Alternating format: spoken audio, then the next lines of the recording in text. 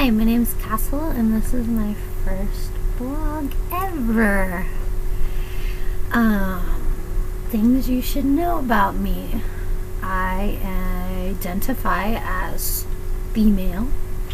I am queer, which means I'm also a cat lover. This is Dalton. He's adorable. He identifies as a cat. I do not know his sexual preference. He hasn't told me. Sometimes I call him Dolly. Here he is. He's a Persian. Super cute. Anyways, I identify as queer, which means I date men and women. I am a staunch feminist, which, if you are confused about what that means I believe women should have equal rights, the same as men, and receive the same treatment or preferential treatment that men, cis men in our society receive. I was on Instagram today. I post a lot of selfies and fashion things and feminist and activist content. I was on there today and there was a post that said hate speech is not free speech, and this was in response to a article, I guess, on Fox News that I haven't seen, but the thought behind it is people are perpetuating this idea that hate speech is acceptable because of the Free Speech Act in America, in the US. And that's a really troublesome thought, that it's okay to call somebody a bad word, or belittle somebody or demean somebody, and that's acceptable and that's okay because we're all entitled to free speech.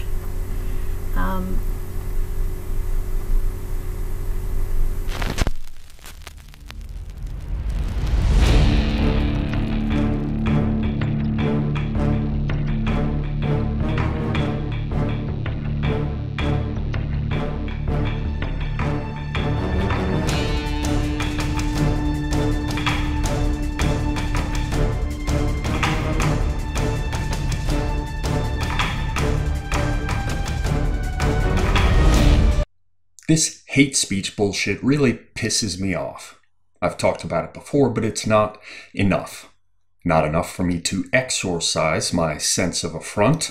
Not enough for me to get it out of my system. Hello, beautiful people. I'm Oliver Perrin for Semiagog, and tonight I'll be talking further about why everyone should be concerned about hate speech. This hate speech phenomenon.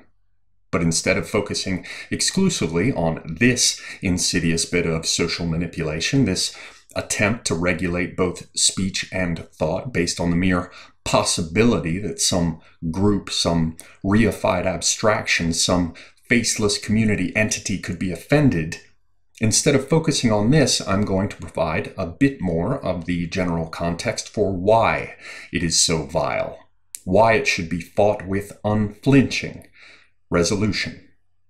Why, you ask? Well, I'll tell you. You couldn't have guessed that.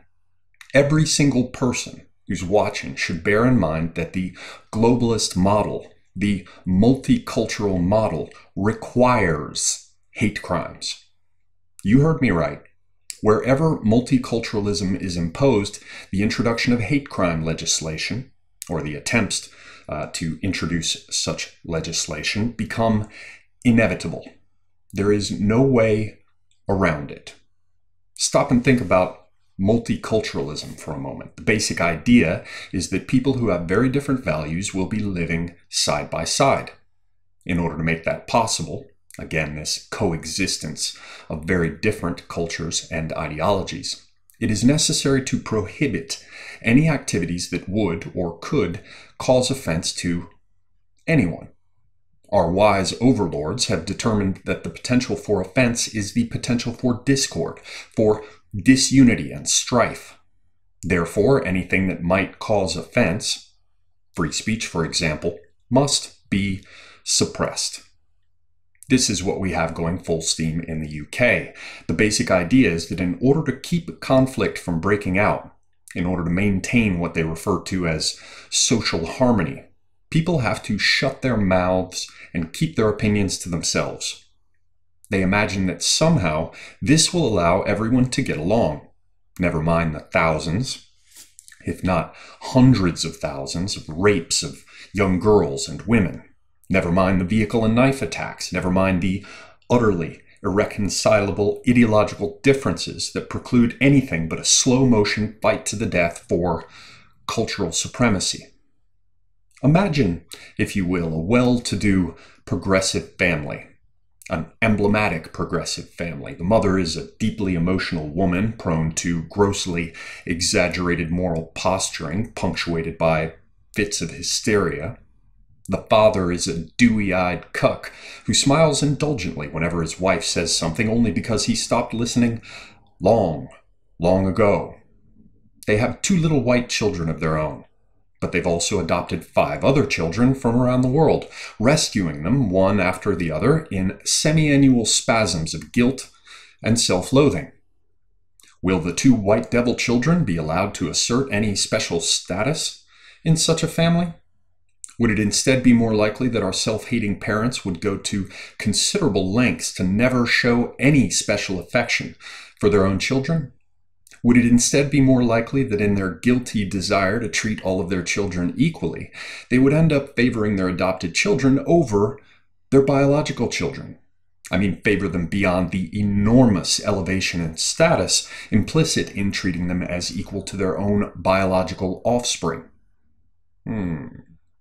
I think it much more likely that they would sternly train their privileged white children, their little melanin-deficient, incipient tyrants, at every opportunity, even to the point of disciplinary action, to ensure that they never said things that might offend their brothers and sisters. We are told that we cannot speak our minds because of the need for social harmony. Speaking one's mind would be too explosive. Mummy knows that causing offense is a recipe for tears and sad kiddos, so turn that frown upside down. Meanwhile, if all our global brothers and sisters, if all the members of our rainbow family cannot go through life hearing things they find offensive without exploding into hysterical rage, how can they be trusted to own firearms? And so not only the First Amendment is attacked, but the Second as well. How could firearms do anything but make everything so much worse? How could guns be permitted in such an explosive, such a splintered and fractious situation? Obviously, they could not be allowed to circulate. Obviously, they must be banned. You see where this is going? You see where this must go? Are you capable of extrapolation? I hope so, because the fact is that you cannot have a First and a Second Amendment in a multicultural society. You simply can't. And all the people pushing for hate speech laws and new gun control laws are in fact pushing to remove the First and Second Amendments because they know that with them in place there can be no multicultural society. It's just not possible. No state would be able to artificially weld these wildly disparate collectives together for all their utopian social justice fantasies that fuel its many policies. There is no natural gravity to draw the different communities together, and so they must be jammed together using outside force, which of course creates pressure and friction. And packing your TV shows with minorities while creating storyline after storyline to promote integration, whether it corresponds to reality or not, can only take you so far. Thus, the First and Second Amendments have to go. This is what progressives are shouting from the rooftops, though without the all-important context, of course. Essentially, they're pushing to have the very first 2 amendments to our Constitution removed. They want to take out the very foundation of our national covenant. You see what I'm saying here? Could it be any more clear? They're directly engaged in trying to replace our fundamental social contract because it gets in the way of their multi-culti vision. The United States, with hate speech and national firearms registration, is not the United States. Such a shithole country would be a complete departure from the one our ancestors founded and subsequent generations fought to preserve. And let's not pretend that we haven't been so accommodating of all the various impositions that have led up to this point that it beggars indignation. Let's not make it as if we've steadfastly refused to be accommodating, as if we've refused to reach out the hand of friendship, as if we've been niggardly with international aid and assistance.